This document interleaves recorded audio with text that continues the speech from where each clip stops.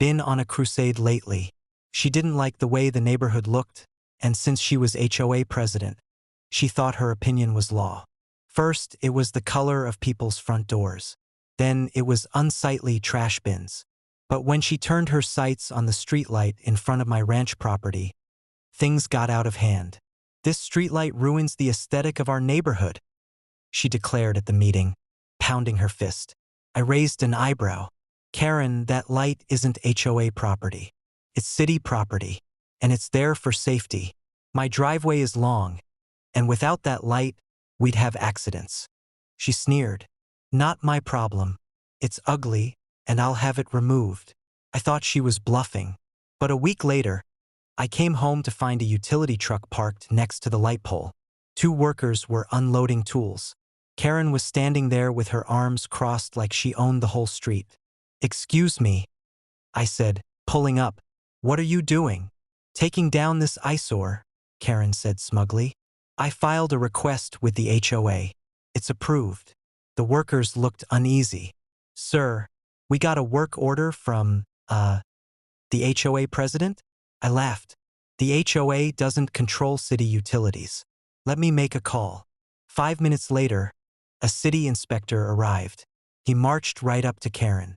"Ma'am, did you file this removal request under the HOA's authority?" Karen smirked.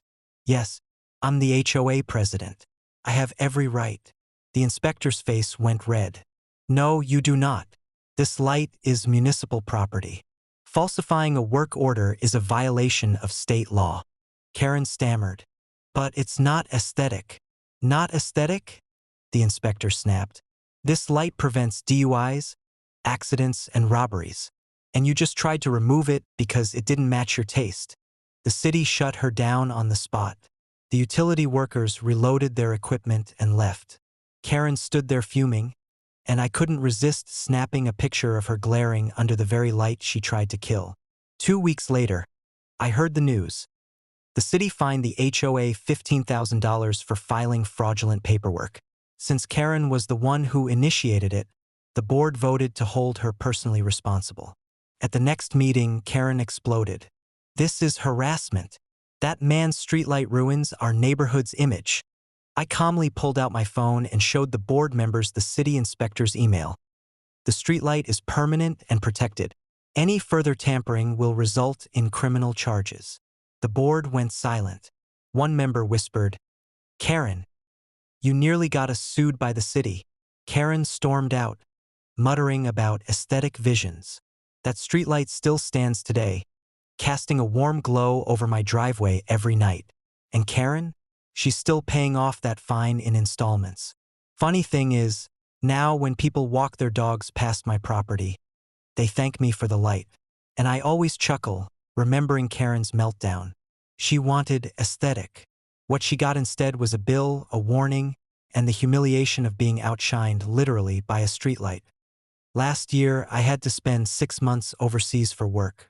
Before leaving, I made sure everything was secured, fences repaired, and cattle tended to. I had a ranch hand checking in weekly. Everything was in order. But when I returned, I didn't recognize my own land. Where my fields once stretched, there were rows of cookie-cutter houses, sidewalks, streetlights, driveways, and bright banners that read, "Welcome to Oak Ridge Estates, Phase 2. 138 brand new homes, built directly on my property." I nearly ran my truck off the road. I stormed straight to the HOA clubhouse, where Karen, the president, was sipping iced tea like a queen on her throne. "You've got 10 seconds to explain why there are houses on my land," I growled. Karen smiled sweetly.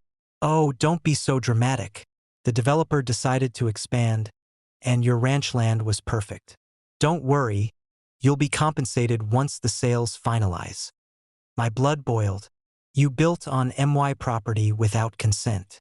That's trespass, fraud, and theft." Karen laughed. "You weren't using it. Now families will enjoy it. You should be thanking us." I didn't yell.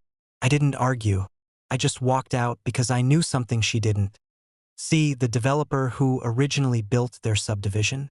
I'd gone to school with the CEO. And while the HOA thought they were cozy with him, they forgot one important detail. Their contracts only covered the lots already sold. They had zero rights to expand without purchasing new land.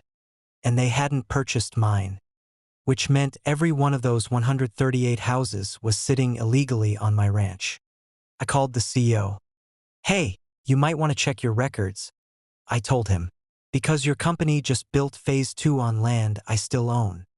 There was silence on the other end of the line, followed by a panicked, "What?" I sent him the deed, the surveys, and the aerial photos. Within hours, his legal team descended on the HOA like a pack of wolves. Turns out, the HOA board had forged documents claiming they had development rights. The contractor never verified ownership, they just built. That single mistake triggered one of the biggest lawsuits in county history. The HOA was sued for fraud. The developer sued them for damages. Homebuyers sued them for selling illegal lots. And me? I sued for land theft.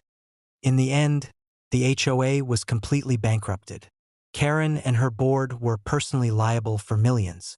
Their homes were seized, their assets drained, and their reputations destroyed. As for the 138 new houses, the county condemned them. Some were bulldozed, others sat empty, rotting shells of a failed scam. My ranch hand and I tore down the cheap sidewalks and fences, and I reclaimed my land. Today, when I drive past that part of my ranch, it's peaceful again, just wide, open fields. A few remnants of driveways poke through the grass like scars, reminders of what Karen and her HOA tried to steal. They thought they could take my land while I was away. Instead, they lost everything, while I gained one of the most ironclad property rights cases in county history. My ranch stood long before their HOA, and it'll still be here long after they're gone.